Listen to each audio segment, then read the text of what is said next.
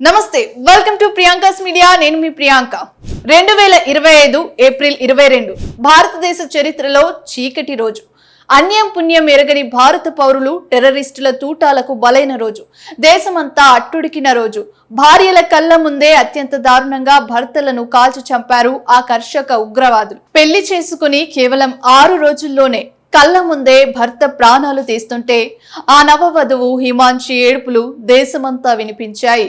కాళ్ల పారాని ఆరకముందే నుదుట బొట్టును చెరిపేశారు ఆ నరహంతకులు. హాలిడేలో ఫ్యామిలీతో కలిసి సరదాగా గడుపుదామని కాశ్మీర్ టూర్కి వెళ్లిన కుటుంబాలు అక్కడి మారణ హోమానికి బలైపోయాయి. మహిళల బొట్టు చెరిపేసి పుస్తెలు తెంచిన ఉగ్రవాదులను మట్టుపెట్టాలని దేశమంతా కంకణం కట్టుకుంది. దానికి ప్రతీకారంగా Indian army, navy, air force సంయుక్తంగా ఆపరేషన్ సింధూర్ ను విజయవంతంగా నిర్వహించాయి.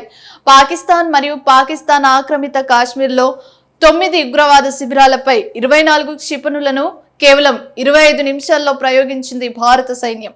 మే 7న తెల్లవారుజామున 1:05 నుండి 1:30 వరకు జరిపిన ఈ దాడుల్లో 70 మంది ఉగ్రవాదులను హతమార్చింది భారత సైన్యం.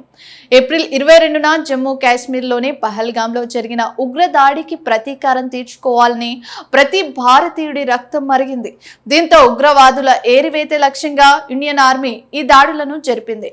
ముఖ్యంగా ముజాఫరాబాద్, కోట్లీ, బహవల్పూర్, రావల్కోట్, చేక్స్వారీ, భీమర్, నీలం వ్యాలీ, జీలం స్థావరాలపై క్షిపణి దాడులు జరిగాయి. ఇవన్నీ ఉగ్రవాద శిబిరాలకు స్థావరాలుగా నిఘా సంస్థలు చాలా కాలంగా అనుమానిస్తున్నాయి.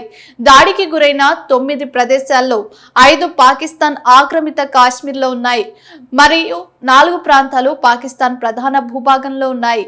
న్యూఢిల్లీలోని జరిగిన ప్రెస్ మీట్ లో విదేశాంగ కార్యదర్శి విక్రమ్ మిశ్రీ, కల్నల్ సోఫియా మాట్లాడుతూ ఈ ఆపరేషన్ వ్యూహంలో మార్పును సూచిస్తుందని అన్నారు. గత 3 దశాబ్దాలుగా పాకిస్తాన్ పిఓకే మరియు పాకిస్తాన్ అంతటా రిక్రూట్మెంట్ కేంద్రాలు, ఉగ్రవాద శిక్షణ ప్రాంతాలు మరియు లాంచ్ ప్యాడ్లు వంటి మౌలిక సదుపాయాలను నిర్మిస్తోంది. ఈ ఆపరేషన్ ఆ సౌకర్యాలను కూల్చివేసి భవిష్యత్తులో దాడులకు నిరోధించడానికి జరపబడిందని చెప్పారు. ఈ దాడిలో నిఘా డ్రోన్ల ద్వారా రియల్ టైం పర్యవేక్షణ, తక్కువ పౌరుల ప్రాణ నష్టం, నిర్దేశిత క్షిపణులు మరియు గైడెడ్ గ్లైడ్ బాంబులు, మందుగుండు సామాగ్రిని ఉపయోగించారు.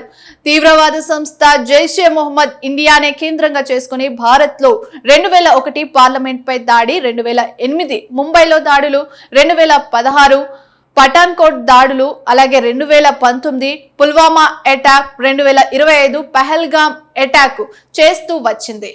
ఇక భారత సైన్యం నిర్వహించిన ఎయిర్ స్ట్రైక్ దాడుల్లో బహవాల్పూర్ లో తలదాచుకున్న జైషే మహమ్మద్ వ్యవస్థాపకుడు మసూద్ అజర్ కుటుంబ సభ్యులు 10 మంది మరియు 4 సన్నిహితులు ప్రాణాలు కోల్పోయారు. దీనికి ప్రతీకారంగా మసూద్ అజర్ ఇండియాపై ప్రతీకారం తీర్చుకుంటానని, జరగబోయే పరిణామాలు చాలా తీవ్రంగా ఉంటాయని ఒక లేఖను సైతం విడుదల చేశారు.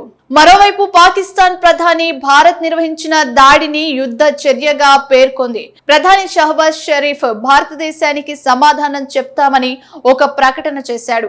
ఈ దాడిలో 8 మంది సివిలియన్స్ చనిపోయారని, 35 మంది గాయపడ్డారని, తప్పనిసరిగా భారత్ పై ప్రతీకార చర్య ఉంటుందని పేర్కొన్నాడు.